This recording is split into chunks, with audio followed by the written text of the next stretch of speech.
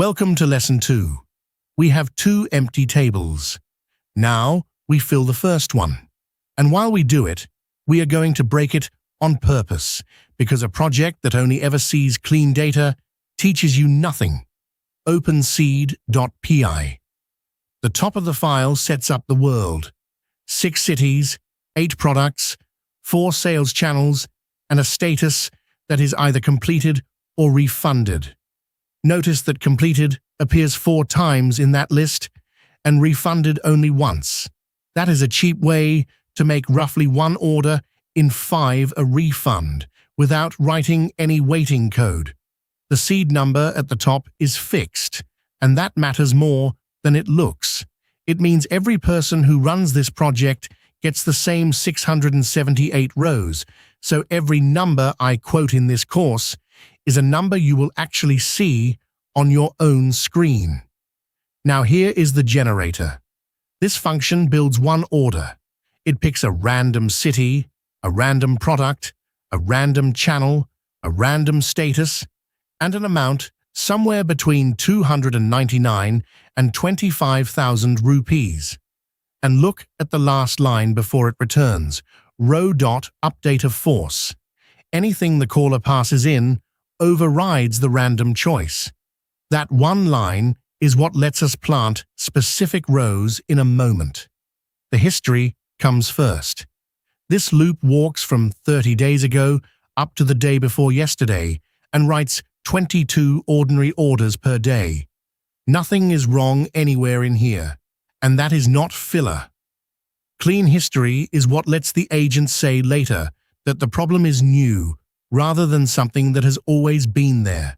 And now yesterday, which is the batch that breaks. There are 2 faults in it. Fault A is here. 9 orders, all of them in Pune, all through the point of sale channel, and all of them refunded. Their amount is the literal text N/A. The story is that the Pune terminal got updated and now writes N/A instead of a negative number when somebody returns something.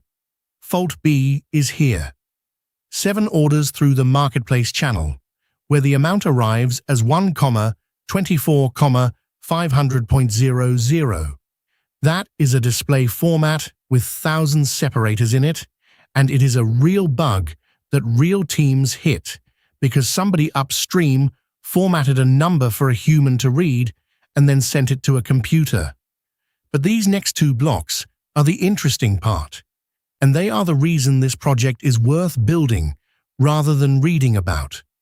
This block writes 6 Pune point-of-sale orders that were completed instead of refunded, and every one of them is perfectly fine. This block writes refunded orders in Mumbai, Delhi, Bengaluru, and Chennai, and every one of those is fine too.